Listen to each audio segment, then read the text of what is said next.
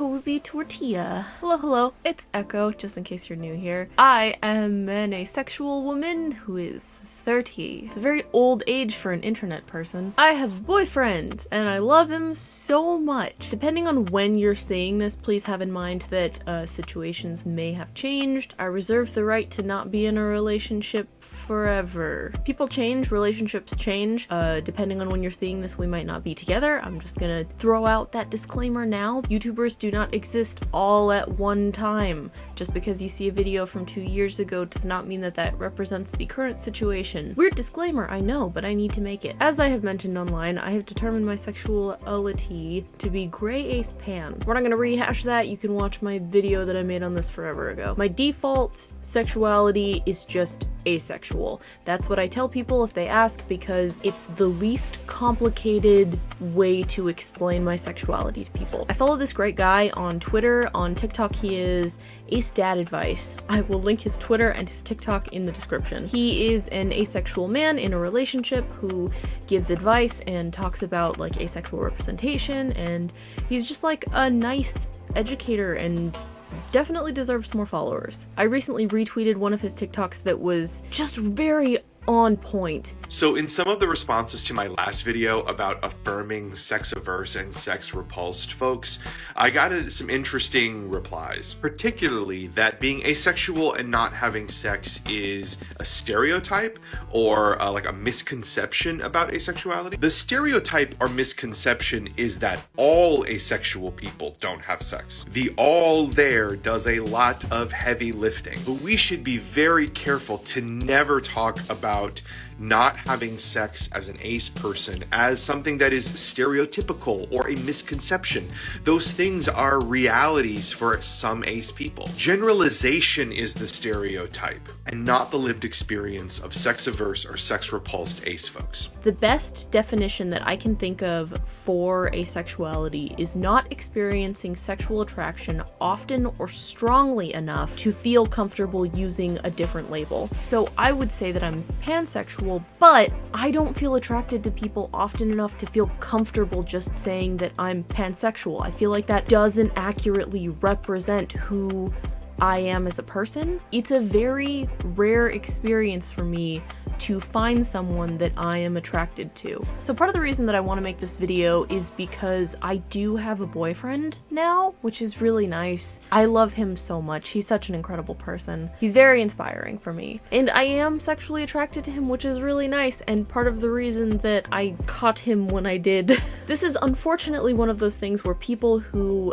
outside of the asexual community would see an asexual person who is not single and think, haha, they're lying, I got him, and that's not what's going on here. From the very beginning in my video about asexuality, I mentioned that I am gray asexual. I do experience sexual attraction incredibly rarely, but it does happen. And I found someone in the world many states away on the internet, and I reached out to him because I really like him, and I was very awkward about it because I've never been in this position before. There's this really great guy who is a D&D YouTuber. He is most known for the Crap Guide to D&D. His name is Joe Cat. He's a sweetheart. I love him so much. I found him online, and the more I learned about him, the more I just really, really liked him. Being a YouTuber is kind of weird because you can't date people who are fans of YouTube. You can only date people who have no idea that you're a niche celebrity, or people who are also niche celebrities. Because otherwise there's just this weird power dynamic and it just doesn't really work. So we actually first met at VidCon in 2019. We were both yellow badge people. This is us at the VidCon Animator Beach Day. What babies we are. I did not know his content. I had friends who were fans of his. He had no idea who I was. I forget at what point we ended up Twitter mutuals. But the more I learned about him, the more I realized that I was very attracted to him. And eventually I ended up reaching out and just being like, hey, can we be friends because you're really cool and I like you a lot. The very first time that I slid into his DMs was to just say Happy New Year. at the very end of 2020. We talked a little bit about like Twitch streaming and stuff. Follow me on Twitch, by the way. This video is getting very off track. I went to Twitter and I asked for some questions about asexuality, and I want to go ahead and just answer a couple of them. How do you know if you're asexual, demisexual, gray asexual? I'm trying to figure out if I feel like I need to have a strong connection with someone before dating them, because I've been in a few relationships, but we were friends and it slowly turned into dating, so I don't know. This one is really hard because this is one that's going to come with experience and time. I think the advice I'm going to give is think about if you have sexual attraction towards strangers. Because if you very rarely or don't ever feel sexually attracted to strangers, to me that comes off as more demisexual. I think it's also important to remember that asexual is an umbrella term, so you can just hold on to that for a little bit and then figure out what's under that umbrella later. When I was growing up and I learned about the term asexual, I didn't think that I could be asexual because I had been attracted to like a couple people, and it never occurred to me that sexuality would be a spectrum and not like defined points. How did the self-identification of being ace affect you? It definitely gave me a community and it helped me to understand myself a lot better. The biggest thing was realizing that I wasn't broken, that there wasn't something wrong with me, and that this is an experience that lots of people have. What's your favorite color? Red and black, this specific shade of orange pink, and cyan. Cyan's pretty. What's your favorite thing about being ace? The community, all of the people who actually understand asexuality and who also experience it. Knowing that I'm not the only one is a pretty big deal. Not being broken. Yay! Do you have one of those moments where you look back at younger you and go, how did I not see that I was ace sooner? When I was really little, 2 of my girlfriends were talking about crushes on other students that they had. Could not relate. So I just picked the kid who ate bugs. I picked him like you would pick a kid for a football game. But then I think they told him that, because after that he started just picking on me almost, and I was like, why did I ever pick you? You're an awful person. There was also a point when I was a kid where I told my older sister that I just wanted to live in a mansion alone. I also told her that she wouldn't be allowed to come visit me, and she got very upset. Also, when I was a teenager, I had always planned to have one relationship, and if it worked, it worked, and if it didn't, it didn't, and then I would never be in a relationship again. Because whenever I told someone I didn't want to be in a relationship or tried to give them relationship advice, which was usually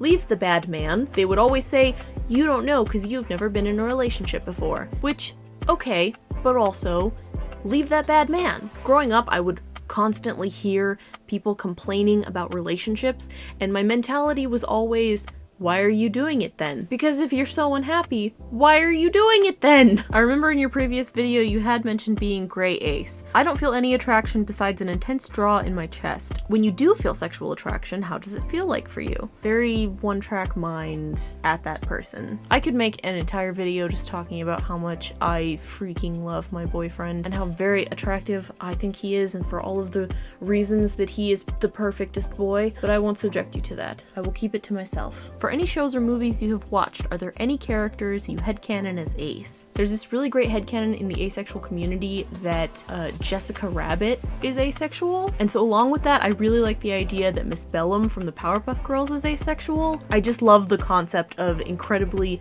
attractive characters being completely asexual. Sorry for a bit of a heavy question, but as a fellow gray ace, do you ever go through little periods of getting annoyed at yourself or not really knowing where you stand on certain things? This is something that I feel like I experienced a lot early on. At this point, I feel like I figured myself out pretty well. I guess I'm going through that a little bit because generally I would say that I'm sex indifferent, but I feel like now I'm almost leaning sex positive. What kind of question on the matter do you find the most annoying? Questions that usually start off, how can you be ace if blank? Aphobic and ignorant people are usually the ones who start questions like that. If it is a question in good faith, that's fine. Ignorance can be forgiven if you are open to learning, but if you are intentionally ignorant or disrespectful, those questions never go well. At what point did you realize you liked the label of asexual? Your previous videos on the subject did it for me. I'm glad! Oh, I'm glad that you've found a label that suits you and that you're comfortable with. For me, I think it was when I learned about the term gray asexual, and that some asexual people do experience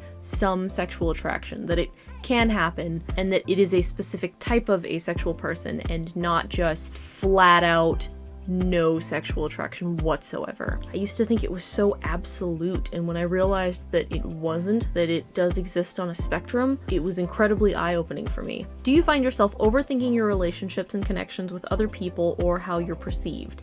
Yes. Since I'm dating another YouTube person, we talked about like when would be a good time to talk to our communities about our relationship if we wanted to talk about it. Anytime we're gonna post something about our relationship, we tend to send it to each other to be like, is it okay if I post this? And one of my concerns, of course, being a person who talks about my asexuality, saying that I'm in a relationship will confuse people because people don't understand asexuality. They think asexual means celibate, asexual means single, and it's not. That's not what it means. Asexual is not experiencing sexual attraction strongly or frequently enough to feel comfortable with a label like gay, straight, bi, pan. Asexual is both a noun and an adjective. For example, an asexual lesbian is a lesbian who is not attracted to women often or strongly enough to feel comfortable just using the label lesbian. Sexuality is complex and multifaceted and nuanced. If you consider yourself to be straight, maybe